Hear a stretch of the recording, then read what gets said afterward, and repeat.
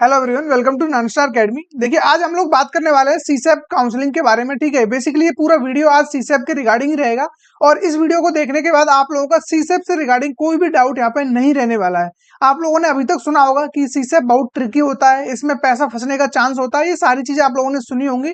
आज इस सब प्रोसेस को हम पूरा इन डिटेल जान रहे होंगे और आपको ऑलरेडी पता है कि जैक डेली का आपको फर्स्ट राउंड देखने को मिल चुका है और उसी के साथ जोसा का सेकंड राउंड भी आ चुका है, उसका भी अलॉटमेंट देखने को मिल चुका है। अब जिन बच्चों को उनके अकॉर्डिंग अच्छा ब्रांच मिल चुका है तो उन्होंने तो उसको फ्रीज कर लिया होगा, तो उनके लिए तो ये वीडियो बिल्कुल भी बेनिफिशियरी नहीं है। लेकिन जिन बच्चों को अभी कुछ अच्छा ब्रांच नहीं मिला है या फिर उन्हें अभी तक कुछ अलॉटमेंट ही नहीं मिला है, उनकी रैंक बहुत ज्यादा है और वो अभी भी वेट कर रहे हैं कि हमें किस काउंसलिंग में पार्टिसिपेट करना चाहिए या फिर सी सैप में हम पार्टिसिपेट करें या नहीं करें, क्योंकि उन्हें अभी तक डिसाइड नहीं कर पा रहे हैं वो लोग कि हमारी जो रैंक है इस रैंक के अकॉर्डिंग हमें कहां पर पार्टिसिपेट करना चाहिए, क्या सी सैप हमारे लिए वर्थ इट है या नहीं। क्योंकि आपको पता होगा यहाँ पे आप लोगों का जो काफी सारा अमाउंट है वो पहले ही चला जाता है जब तक कि आपको सीट भी अलॉट नहीं होती है और फिर उसके बाद काफी चांस होते हैं कि कहीं आपका ऐसा ना हो कहीं पैसा जो आपने यहाँ पे दिया है वो डूब जाए, वो पैसा ना मिले आपको रिफंड के तौर पे। ठीक है, तो ये सारी जितनी भी प्रोसेस है इसको हम इन डिटेल जान रहे होंगे सी सैप के रिगार्डिंग। इस वीडियो के बाद आपका एक भी डाउट यहाँ पे नहीं बचेगा। सबसे पहले आपको ऑलरेडी पता होगा जो ये सी सैप राउंड होता है, यहाँ पे इस बार भी 2 राउंड होने वाले हैं और ये जोसा में जो भी सीट वैकेंट रहती है, सीट वैकेंट भी जो एनआईटी सिस्टम में वैकेंट रहती है। एनआईटी सिस्टम क्या है मैं आपको बता देता हूँ। इसके अंडर में आप लोगों को देखने को मिलेगा जितने भी एनआईटी कॉलेज है वो ट्रिपल आईटी, ठीक है, आईआईईएसटी, उसके अलावा एसपीएस, अदर जीएफटीआई जितने भी हैं वो सभी इसके अंडर पार्टिसिपेट करते हैं। इसके अंदर आईआईटी कॉलेज पार्टिसिपेट नहीं करते हैं।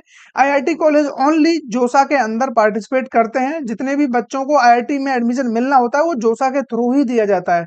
ठीक है, तो यहाँ पे ओनली एनआईटी सिस्टम के द्वारा यहाँ पे ओनली एनआईटी वाले कॉलेज ही या फिर जो भी जीएफटीआई, ट्रिपल आईटी, ये सारे कॉलेज पार्टिसिपेट कर रहे होते हैं। अब हम इसके शेड्यूल के बारे में थोड़ा सा देख लेते हैं कि क्या क्या डेट आप लोगों के लिए इंपॉर्टेंट रहने वाली है, ये सबसे ज्यादा जरूरी है। ठीक है, तो सबसे पहले जो आपको काम करना होगा वो है आप लोगों के लिए online request for category restoration.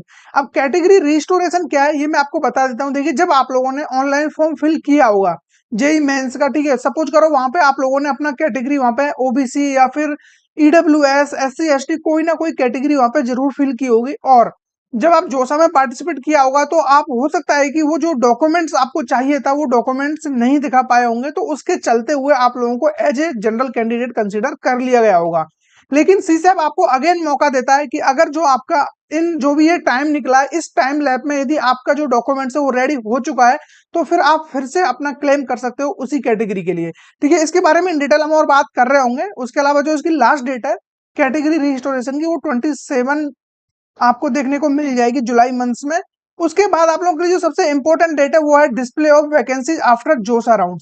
जोसा राउंड के बाद जो सीट वैकेंट बचती हैं वो सबसे इंपॉर्टेंट है, क्योंकि जो सीट बचेंगी उन्हीं पर ही आप लोगों का सी सैप जो राउंड है होने वाला है। तो वो आप लोगों को 29 जुलाई को देखने को मिल जाएगा कि कितनी सीट यहाँ पे वैकेंट बचती है, किस किस कॉलेज में क्या क्या ब्रांच देखने को मिलती है। ये सब कुछ आप लोगों को इस दिन क्लियर हो जाएगा 29 जुलाई को। ठीक है, 29 जुलाई को जैसे ये क्लियर होता है उसके बाद आपका रजिस्ट्रेशन स्टार्ट हो जाएगा। ठीक है, registration and payment of special round enrolment fee, ये सब कुछ आपको एक साथ ही करना होगा। अब देखिए, यहाँ पे आप लोगों को इंस्टीट्यूट एडमिशन फीस देनी होगी। उसके अलावा एसआरपीएफ, यानी कि इस एसआरपीएफ क्या होता है, आप लोगों का स्पेशल राउंड प्रोसेसिंग फीस, ये 5,000 रुपए आपको देने होते हैं उसी टाइम पे। तो ओवरऑल लगभग 45,000 रुपीज आपको पहले से ही दे देना होता है, यहाँ तक कि आपको अभी तक कोई भी अलॉटमेंट नहीं मिला है। ठीक है, अब ये पैसा ऐसा नहीं है कि यदि आपने दे दिया तो और आपको कोई सीट नहीं मिलता है तो आपका पैसा डूब जाएगा, ऐसा बिल्कुल भी नहीं है। लेकिन थोड़ा सा रिस्की होता है और वो सारी जो भी रिस्क है उसको एक प्रोसेस के थ्रू हम यदि मैनेज करते हैं तो डेफिनेटली हम अपना पैसे को बचा लेंगे और इस वीडियो में आप लोगों को हर एक चीज बिल्कुल स्मूथली क्लियर हो जाएगी। ठीक है, उसके बाद 31 जुलाई से, जो कि सबसे इंपॉर्टेंट डेट आप लोगों के लिए, इस दिन से आप लोगों का जो भी रजिस्ट्रेशन है एंड चॉइस फिलिंग दोनों स्टार्ट हो जाएगा। और ये जो चॉइस फिलिंग है आप लोगों की 2 अगस्त तक देखने को मिल जाएगी। तो आप लोगों के लिए 3 दिन के लिए विंडो ओपन रहेगी, तो 3 दिन में आपको रजिस्ट्रेशन भी करना है और आप लोगों को यहाँ पे जो भी अपना पेमेंट वगैरह सब कुछ इसी डेट को देना होगा। ठीक है, चॉइस फिलिंग आपकी इसी टाइम पे होगी, पेमेंट आप इसी टाइम पे दे रहे होंगे और पेमेंट कितना देना है वो मैंने आपको बता दिया ऑलरेडी और आगे भी हम इसके बारे में जान रहे होंगे। उसके बाद आप लोगों की जो चॉइस एंड हो जाएगी, यानी कि जो चॉइस फिलिंग की एंड डेट है वो है आप लोगों के लिए 3 अगस्त, ठीक है। 2 अगस्त तक बेसिकली आप अपना जो भी पैसा वगैरह है वो दे सकते हो, चॉइस फिलिंग पैरेलली चली रही है, लेकिन 3 अगस्त के बाद आप चॉइस फिलिंग नहीं कर पाओगे। उसके बाद आपका जो भी स्पेशल राउंड 1 है वो देखने को मिल जाएगा, और इसके बाद हम कुछ जनरल टर्म्स हैं उनके बारे में बात कर लेते हैं। अब कुछ जनरल गाइडलाइंस क्या रहने वाली है आप लोगों के लिए, देखिए पहले मैं आपको बता दूं, सी सैप के लिए आपको फ्रेश रजिस्ट्रेशन करना होता है। ऐसा नहीं है कि आप लोगों ने जो भी जोसा में रजिस्ट्रेशन किया है कि उसी के द्वारा आपको फॉरवर्ड कर दिया जाएगा, बिल्कुल नहीं। आपको फ्रेश रजिस्ट्रेशन करना पड़ेगा, चाहे आप जोसा काउंसलिंग में बैठे हो या फिर नहीं बैठे हो, वहां से आपको सीट मिला हो या नहीं मिला हो, रजिस्ट्रेशन आपको फ्रेश ही करना पड़ेगा, ये चीज आप लोग याद रखना। और जो भी डेडलाइन दी हुई है टाइम रहते हुए रजिस्ट्रेशन करना कंपलसरी है, ठीक है। ये कुछ गाइडलाइंस है, और उसके अलावा जो भी ऑनलाइन रजिस्ट्रेशन का कुछ मैं यहाँ पे पॉइंट्स आपको बता देता हूँ। जितने भी कैंडिडेट यहाँ पे एलिजिबल होते हैं सीसेफ राउंड में पार्टिसिपेट करने के लिए, उनके लिए जरूरी है कि ये पॉइंट आपको पता होना चाहिए, all candidate are required to do a fresh registration, ठीक है। आपको फ्रेश रजिस्ट्रेशन करना पड़ेगा, और जो कि ऑनलाइन ऑनलाइन मोड से ही होगा, ये आपको पता है स्पेशल राउंड के लिए, ठीक है। उसमें आप लोगों को एक चीज याद रखनी होगी, जितने भी बच्चों ने earlier registration done on JoSAA portal is not valid for CSAB special round. जैसा कि मैंने आपको बताया था, यदि आप लोगों ने जोसा में पार्टिसिपेट किया था, वो रजिस्ट्रेशन आपका यहाँ पे काम नहीं आएगा। उसके अलावा candidate whose documents are not verified at NIT plus system during JoSAA rounds, ठीक है। यदि आप लोगों का एनआईटी प्लस सिस्टम में कोई भी डॉक्यूमेंट्स वेरीफाई नहीं हुआ है, ठीक है, can update their state of eligibility, आप अपनी जो भी अपडेट कर सकते हो यहाँ पे, जो भी स्टेट ऑफ एलिजिबिलिटी है, नेशनलिटी है, जेंडर, ये सारी चीजें आप लोग यहाँ पे अपडेट कर सकते हो स्पेशल राउंड में, ठीक है। उसके अलावा जो सबसे इंपॉर्टेंट पॉइंट मैंने आपको बताया था वो है candidate whose documents are verified during JoSAA rounds, यदि आपके जो डॉक्यूमेंट्स है वो जोसा राउंड में वेरीफाइड हो चुके हैं एक बार, ठीक है। अब जरूरी नहीं है कि सीसैप में आपको वो फिर से वेरीफाई कराने होंगे, लेकिन एक चीज का याद रखना, यदि जोसा राउंड में आपको आईआईटी कॉलेज अलॉट हुआ है, और सपोज करो वहां पे कुछ अच्छा ब्रांच आपको नहीं मिला है, और अब आप चाहते हो कि मुझे सीसैप में पार्टिसिपेट करना और यहाँ पे मुझे एक अच्छा एनआईटी मिल जाएगा, तो मैं वो कंसिडर करूंगा बजाय कि मैं आईआईटी के एक लो कैटेगरी के ब्रांच में जाऊं। तो फिर आपको क्या करना होगा, जो डॉक्यूमेंट्स है वो फिर से वेरीफाई कराने होंगे, क्योंकि अब आपको आईआईटी के अलावा एनआईटी प्लस सिस्टम में एडमिशन मिला है। तो आईआईटी की जो टीम होती है डॉक्यूमेंट्स वेरिफिकेशन की वो अलग होती है, और एनआईटी प्लस सिस्टम की जो टीम होती है वो डिफरेंट होती है। तो फिर आपको जो रजिस्ट्रेशन है या फिर जो भी डॉक्यूमेंट्स वेरिफिकेशन है वो आपको फिर से कराना पड़ेगा। और अगर हाँ आपको जोसा काउंसलिंग में एनआईटी प्लस सिस्टम में एडमिशन मिलता है, तो डेफिनेटली फिर आपको कोई भी रिक्वायरमेंट नहीं है किसी भी तरीके के डॉक्यूमेंट्स को वेरीफाई कराने की। उसके अलावा पेमेंट कोड मैंने आपको बता दिया था, जो पेमेंट लगने वाला है, जो भी जनरल ईडब्ल्यूएस एंड यहाँ पे ओबीसी कैटेगरी वाले बच्चे हैं उनको यहाँ पे पे करना होगा 45,000 rupees, and SC ST PWD वाले बच्चों को 25,000 रुपीज यहाँ पे पे करना रहेगा, ठीक है। तो ये अमाउंट आप लोग याद रखना, और ये जो अमाउंट है ऐसा नहीं है कि ये पूरा अमाउंट आपको रिफंड किया जाएगा जब आप विड्रॉल करोगे, इसमें से जो 5,000 प्रोसेसिंग चार्ज है वो कट कर लिया जाएगा, वो आपको नहीं दिया जाएगा। उसके अलावा बाकी अमाउंट आपका रिफंड हो जाएगा, किस तरीके से होगा, क्या डेट रहने वाली है, वो सारी चीजें आपको पता होना काफी ज्यादा जरूरी है, ठीक है। और सबसे इंपॉर्टेंट तो ये कि आप लोग इसका वेट क्यों करोगे, यदि आपकी रैंक उसके अकॉर्डिंग सही नहीं है तो फिर आप लोग क्यों इसका शेड्यूल देखोगे, क्यों इसका ब्राउचर पढ़ोगे, फिर ठीक है इसका वेट करने का कोई सेंस नहीं है। तो सबसे पहले मैं आपको बता देता हूँ कि किस रैंक तक वाले बच्चों को यहाँ पे पार्टिसिपेट करना चाहिए, और कौन कौन से बच्चे ऐसे हैं जिनको यहाँ पे यानी कि इस काउंसलिंग में बैठना चाहिए, ठीक है। उससे पहले जस्ट मैं 2 से 3 पॉइंट और यहाँ पे कवर कर लेता हूँ, देन हम इसके बारे में बात कर रहे होंगे। मैं पूरा आपको यहाँ पे जो भी कट ऑफ वगैरह है और जो भी चॉइस फिलिंग को आपको किस तरीके से करना है वो सारी चीजें मैं आपको लाइव करके बता रहा हूँ, कहाँ तक इनका कट ऑफ जाता है, किस ब्रांच में आपको जाना है, किस एनआईटी में जाना है या ट्रिपल आईटी में जाना है, जीएफटीआई में जाना है, जहां भी आपको जाना होगा उसी के अकॉर्डिंग मैं कट ऑफ आपके साथ डिस्कस कर लूंगा, ठीक है। देन ये चीजें होने के बाद आपका स्पेशल राउंड 1 आ जाएगा। स्पेशल राउंड 1 जैसे स्टार्ट होता है तो सबसे पहले सीट अलॉटमेंट होगा, उसमें आपका रजिस्ट्रेशन हो गया, सब कुछ हो गया, पेमेंट हो गई, आपकी जो भी सीट एक्सेप्टेंस फीस तो यहाँ पे आप बाद में देनी पड़ेगी वो अलग है, लेकिन आपने 45,000 ऑलरेडी पे कर दिया है, ठीक है। तो सीट अलॉटमेंट होगा, seat allotment will carried out according to JEE mains 2024 rank CRL, यहाँ पे ओनली सीआरएल रैंक काउंट होती है, जो भी आपकी कैटेगरी रैंक है वो काउंट नहीं होती है। अब इसका मतलब ये बिल्कुल भी नहीं है कि आपको कैटेगरी रैंक का बेनिफिट नहीं मिलेगा। देखिए यहाँ पे ये रहता है कि जो भी आपकी सीआरएल रैंक बनती है उसी के बेस पे आपको बेनिफिट दिया जाता है। अब वो किस तरीके से मिलता है, सपोज करो एक बच्चा है जो जनरल कैंडिडेट है, ठीक है, उसकी रैंक है आप मान लो कि 62 के, ठीक है, 62,000 उसकी रैंक है। अब उसको कोई भी जो कॉलेज या ब्रांच मिल रहा है, मान लो कि उसको एनआईटी सूरत में केमिकल मिल जाता है, ठीक है, एनआईटी में कोई भी उसको केमिकल मिल गया, अब वहीं ओबीसी वाला बच्चा है उसको भी मिलेगा सीआरएल रैंक पे, बट जो वो केमिकल है एनआईटी में उसको जो केमिकल मिल रहा है वो कहीं ना कहीं उसको 20 से 25 हजार रैंक पे देखने को मिल जाएगा। तो आपको वो डायरेक्ट इसका बेनिफिट दे दिया जाता है, ना कि आपको रैंक दिखाकर बेनिफिट मिलेगा। ठीक है, तो इसमें आप लोगों को कोई खास दिक्कत नहीं है, इस चीज में बिल्कुल भी परेशान होने वाली बात नहीं है। ठीक है, ये सारी चीजें हो जाती हैं। देन उसके बाद आपका आ जाएगा चॉइस विलिंगनेस। सपोज करो आपका फर्स्ट राउंड में अलॉटमेंट आया और आपको यहाँ पे सीट या तो अलॉट होगा या नहीं होगा, दो ही केस होंगे। यदि आपको सीट अलॉटमेंट नहीं हुआ है तो फिर आपको कुछ नहीं करना है, जस्ट आप सेकंड राउंड में भेज दिए जाओगे, क्योंकि सीसैप के यहाँ पे 2 राउंड होने वाले हैं। और यदि आपको यहाँ पे सीट अलॉटमेंट होता है तो फिर आप लोगों के लिए कुछ पॉइंट्स हैं जो कि आप लोगों के लिए काफी ज्यादा इंपॉर्टेंट रहने वाले हैं। यदि इनमें से कुछ भी आप लोगों ने मिस्टेक की, यहाँ पे आपकी सीट के साथ तो खिलवाड़ हो ही रहा होगा, उसी के साथ साथ जो आप अपना एक अच्छा खासा अमाउंट दे के बैठे हो उसके डूबने के भी चांस काफी हद तक बढ़ जाएंगे, यदि यहाँ पे आप लोगों ने कोई भी गड़बड़ की तो। ठीक है, जो चूज विलिंगनेस ऑप्शन है यहाँ पे मैं आपको बता देता हूँ जो भी ऑप्शन हैं। कुछ ऑप्शन ऐसे हैं जो कि आपको ऑलरेडी पता है, जैसे कि आपका फ्रीज हो गया। फ्रीज का मतलब आपको पता है कि जो कैंडिडेट है वो सीट को एक्सेप्ट करता है और उसको फर्दर किसी भी राउंड में जाने की जरूरत नहीं है, जो भी सीट उसे मिला हुआ है उसी सीट को वो लेना चाहता है तो वो अपना फ्रीज करके डन हो जाएगा। जो भी पैसा उसने दिया है 45,000 वो उसका आगे आने वाले समय में उसकी जो भी फीस होगी कॉलेज की वो उसमें ऐड हो जाएगा। स्लाइड आपको ऑलरेडी पता है, स्लाइड में भी candidate accepts the allotted seat and wishes to participate in the next round of the seat allotment for higher preferred choice of seat in the same allotted institute. जो भी institute में आपको seat allotment मिला है उसी institute में आप चाहते हो कि जो मैंने ऊपर चॉइसेस भरी है, सपोज करो मैंने केमिकल डाला हुआ है, मुझे 40 नंबर की चॉइस मिली है और वो एनआईटी कुरुक्षेत्र में मिला है मुझे। अब मैं चाहता हूँ कि एनआईटी कुरुक्षेत्र में ही मुझे कुछ और अच्छा ब्रांच मिल जाए जो कि मैंने ऊपर फिल किया हुआ है। अब नीचे वाले का तो ऑप्शन बचता ही नहीं है।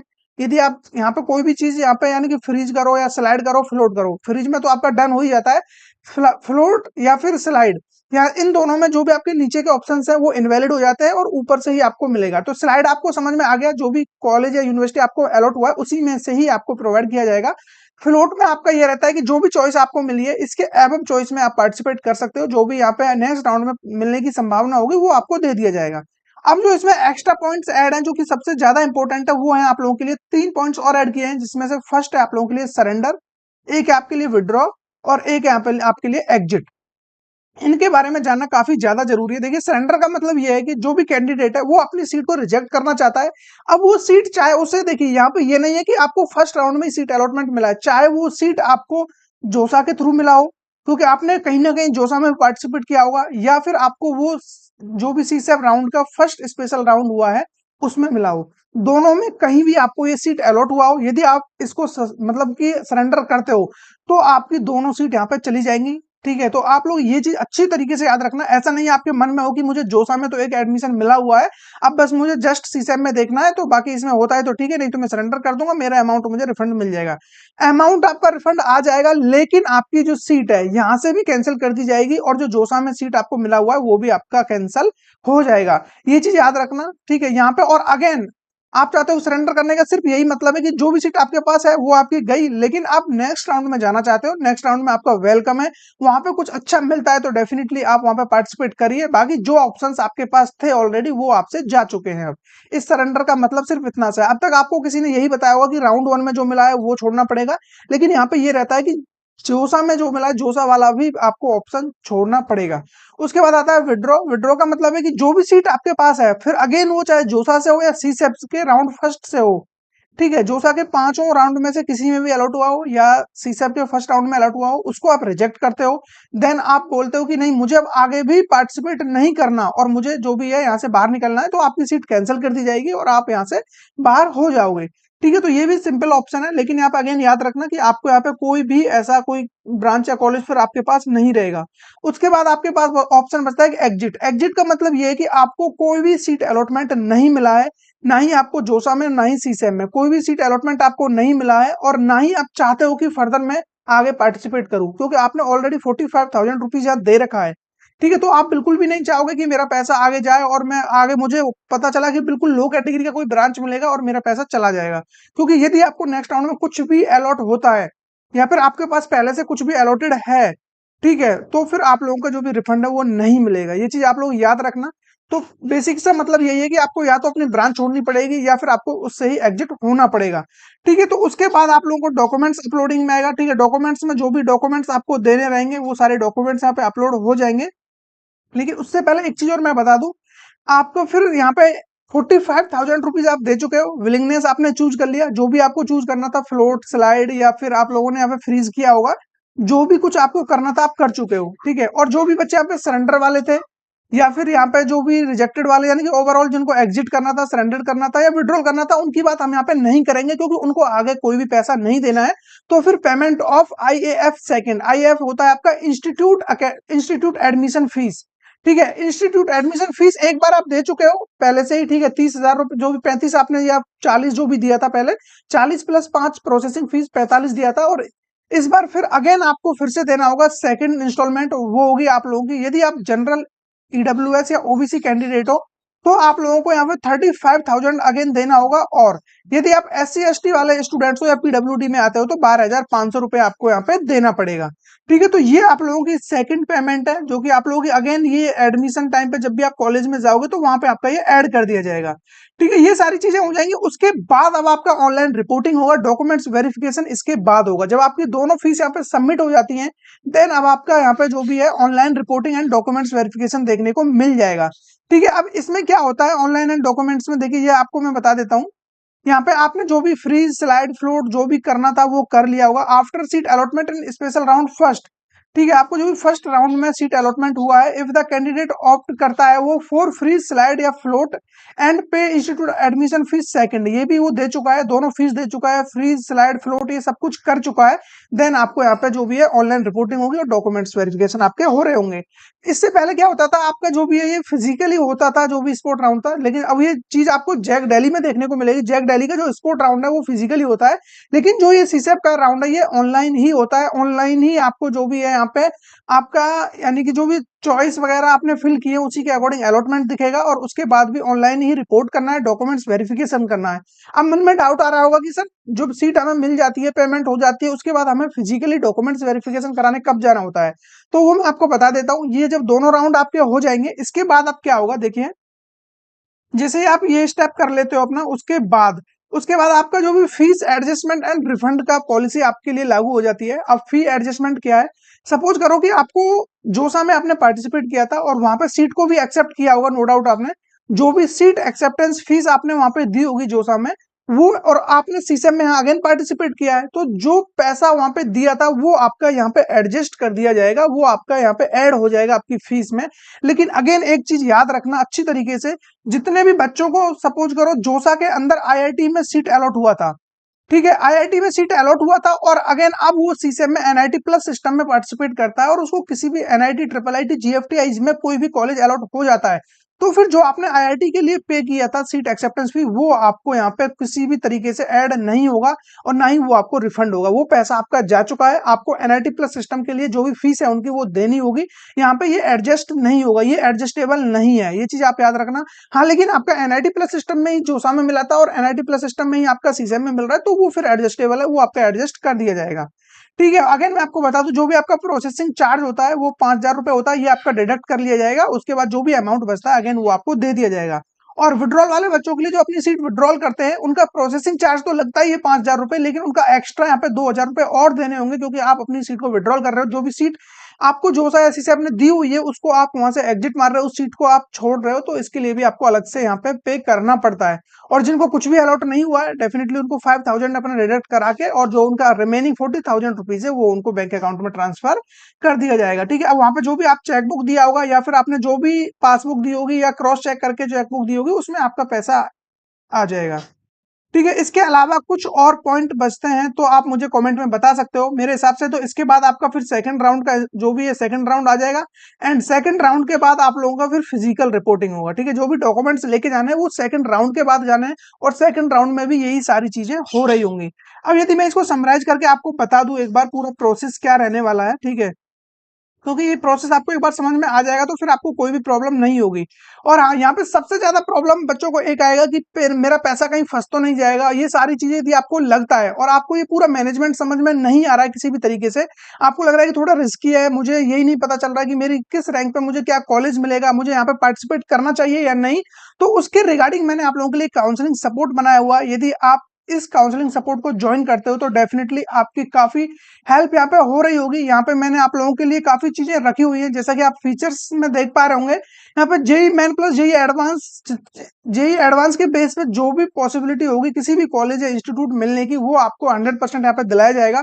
उसके अलावा आपका फुल सपोर्ट रहने वाला है टिल सी सैब या जोसा काउंसलिंग तक। जैक दिल्ली, जीजी, एसआईपीयू ये ऑलरेडी काउंसलिंग चल रही है, तो इनमें भी आपको फुल सपोर्ट मिलने वाला है। जीजी, एसआईपीयू की चॉइस फिलिंग आज से स्टार्ट हो चुकी है, ठीक है। तो ये सारे अपडेट यदि आप टाइम टू टाइम चाहते हो, आप चाहते हो कि आपकी चॉइस फिलिंग मैं खुद करके दूं, मैनुअली आपको चॉइस बना के दूं आपकी डिमांड के अकॉर्डिंग, तो ये सब कुछ हम यहाँ पे प्रोवाइड करा रहे होते हैं आपको। जस्ट 699 रुपीज में आपको ये देखने को मिल जाएगा, ठीक है। तो यहाँ पे आपको 699 रुपीज पे करना होगा, और इसको पे करने का भी सिंपल प्रोसीजर है। आपको जो भी स्क्रीन पे जो भी आपको क्यूआर कोड शो हो रहा है, इसको स्कैन करके भी आप ज्वाइन हो सकते हो, या फिर आपको डिस्क्रिप्शन में लिंक मिल जाएगा और कमेंट में भी लिंक पिन है, वहां से भी आप हम तक रीच कर सकते हो। कुछ बेसिक डिटेल्स अपनी डालनी होंगी, जैसे कि आपका रोल, जेई मेंस में रैंक क्या है, सीआरएल रैंक क्या है, कैटेगरी रैंक क्या है, बच्चे का नेम, जेंडर, ठीक है, होम स्टेट वगैरह, ये सारी चीजें फिल कर दोगे तो आपका डेटा हमारे पास आ जाएगा, और उसी डेटा के अकॉर्डिंग फिर हम आपके साथ कॉल पे डिस्कस करके हर एक चीज जान रहे होंगे।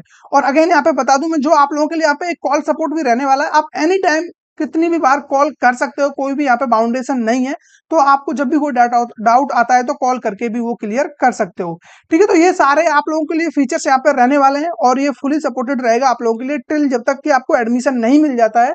तो ये आपको 699 में देखने को मिल जाएगा, ठीक है। इसमें भी ज्वाइन करने में कोई प्रॉब्लम आता है तो मेरा व्हाट्सअप नंबर आपको स्टार्टिंग से लेके अब तक स्क्रीन पे फ्लैश हो रहा होगा, तो यहाँ से भी आप मुझ तक रीच कर सकते हो, व्हाट्सएप पे मैसेज करके बता सकते हो कि आप प्रॉब्लम आ रहा है, ठीक है। तो हम डेफिनेटली इसमें भी आपकी काफी हेल्प कर रहे होंगे, ठीक है। उसके बाद अब हम चलते हैं सीधा कि आपको कैसे पता चलेगा कि मेरी रैंक के अकॉर्डिंग मुझे सीसैट में पार्टिसिपेट करना चाहिए या नहीं, ठीक है। तो उसके लिए मैंने आप लोगों के लिए एक मैजिक एक्सेल सीट बनाई हुई है। यहाँ पे आप अपने अकॉर्डिंग पूरा डेटा फिल्टर कर सकते हो कि किस रैंक तक आपको यहाँ पे पार्टिसिपेट करना चाहिए, क्योंकि प्रीवियस ईयर में जो डेटा यानी कि जिस रैंक पे जो भी सीट वगैरह अलॉट हुई थी उसी के अकॉर्डिंग मैं आप लोगों को बताने वाला हूँ। सपोज करिए कि आपका जो भी कोटा है वो लगता है होम स्टेट या अदर स्टेट के लिए आपको देखना है, ठीक है।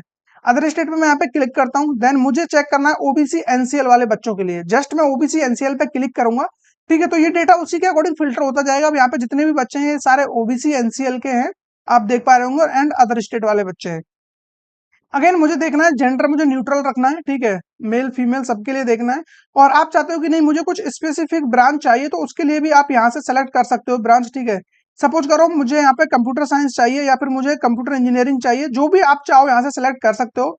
मैंने यहाँ पे ये सेलेक्ट कर दिया है computer science and engineering 4 year वाला, ठीक है। जैसे ये सेलेक्ट करता हूँ तो अब टोटल आपको जितने भी यहाँ पे कॉलेज और ब्रांचेस दिख रहे हैं सारे के सारे क्या है, ये आपको कंप्यूटर साइंस वाले दिख जाएगा। आप चाहते हो कि मुझे एनआईटी, ट्रिपल आईटी, जीएफटी इनको भी फिल्टर करना है, तो उसे भी आप फिल्टर यहाँ पे कर सकते हो, ठीक है। तो ये सारा डेटा आपके सामने आ जाएगा और इसके अकॉर्डिंग आप पता लगा पाओगे।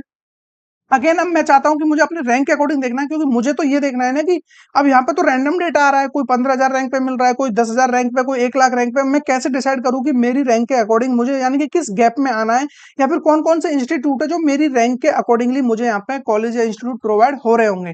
तो इसके लिए हम सीधा यहाँ पे जाएंगे क्लोजिंग रैंक, और यहाँ पे एक फिल्टर अप्लाई करेंगे, जो कि ऑलरेडी एक फिल्टर लगा हुआ है, इसको हम हटा देंगे, ठीक है। यहाँ पे हम नंबर फिल्टर पे जाएंगे। नंबर फिल्टर पे जाने के बाद हम यहाँ पे लिख देते हैं ग्रेटर देन और इक्वल टू, या तो ये वाला लगा देना या आप ये भी लगा सकते हो बिटवीन। बिटवीन का मतलब आपको किस रैंक से लेके किस रैंक तक के कॉलेज या इंस्टीट्यूट देखने हैं जिसमें आपको पार्टिसिपेट करना है, या फिर जो भी आप कट ऑफ देखना चाहते हो। तो मैं ग्रेटर देन और इक्वल टू वाला ले लेता हूँ। आपको greater than equal to suppose करो कि रैंक है अपनी 30,000 या 40,000, ठीक है। 30,000 में यहाँ पे रैंक ले लेता हूँ, ठीक है। जैसे ही मैं यहाँ पे इतना लिखता हूँ ओके दबाते ही आपके सामने पूरा डेटा आ जाएगा जो कि 30,000 से अबव है। अब लेकिन यहाँ पे एक प्रॉब्लम है, यहाँ पे जो डेटा है आप लोगों के लिए वो मिक्स होके आ रहा है। जैसे कि कुछ यहाँ पे आप देखिए 50,000 रैंक पे ये कॉलेज अलॉट हो रहा है, उसके बाद 31,000। मैं चाहता हूँ कि ये पूरा एक असेंडिंग ऑर्डर में आए, एक क्रम में आए, ताकि मैं इसको अच्छी तरीके से एनालाइज कर पाऊँ। तो अगेन आपको यहाँ पे फिर से क्लिक करना होगा और इस पे सॉर्ट कर देना है स्मॉलेस्ट टू लार्जेस्ट। जैसे ये क्लिक करोगे देन आपके सामने डेटा पूरा आ जाएगा 30,000 से लेके जो भी आपका ये है 56,342 रैंक पे आपको कंप्यूटर साइंस देखने को मिला है।